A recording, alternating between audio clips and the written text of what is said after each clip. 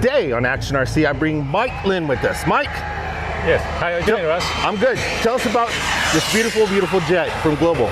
Oh yes, this is our new super scale F-86 1/5 scale.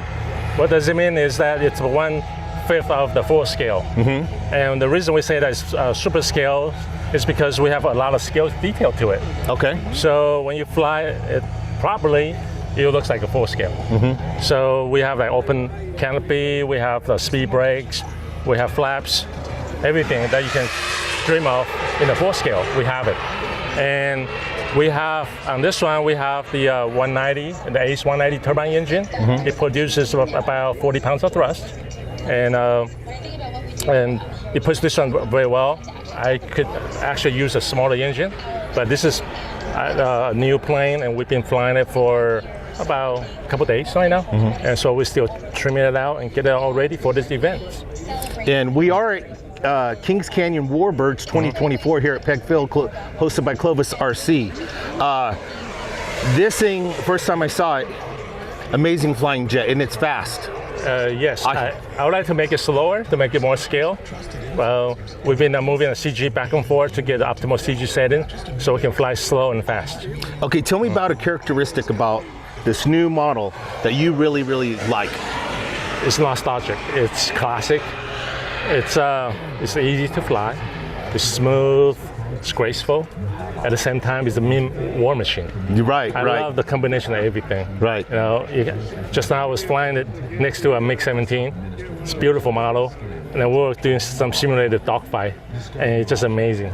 And especially the way it moved through the air, it's just like reminiscent of the Korean War. Right. Yeah, it's an amazing plane. Okay, so for transmitter and receiver and your setup, what are you running? Right now I have a Jeti, a DS-24. And I have the Central Box 320 with 2 receivers. We call it 12 channel assist. What I mean is it has a little damper. They call it gyro, but actually it's more like a damper to smooth out the rocking, shaking a little bit.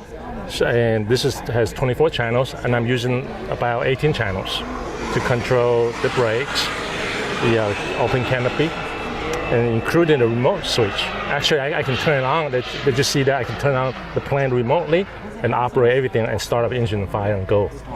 It's amazing, amazing. Yeah. Is there a smoke system in this one? Yes. We have a smoke system. We have a smoke pump with an injector in the back. A lot of guys like to put it in the front, but it produces a pretty good smoke. But you have a lot of hot section that can be a potential risk in terms of flying. You might have a hot blast to the exhaust and causing exhaust pipe to melt, to break. I've seen a few crashes because of that, so I put the smoke injector in the back, and so I have less agitation but a much safer smoke operation. So one last question. Yes. From the time this was designed to now, what was that time frame for this particular model, since this is a brand new one? Yeah, this one takes about 1 year. About 1 year? Yeah, 1 year from the drawing, from the concept, from overall performance. We actually do a computer flow dynamic analysis on that to make sure the everything is according to the scale. But at the same time, we have to scale down to a smaller scale model, so because it's fly differently, because you have different Reynolds number, some aerodynamic terms that you have to watch out for. So it takes about a good 6 months to do this initial research and development, and then another 6 months to do the mold, to do the prototype, all that. And this is about a year, about 12 months. About 12 months? Yeah, right now. Well, so. It's beautiful, it's gorgeous, you guys seen it. I can't wait for you guys to see the video of it. It's amazing. Mike, thank you so much. I appreciate it. And here comes the video.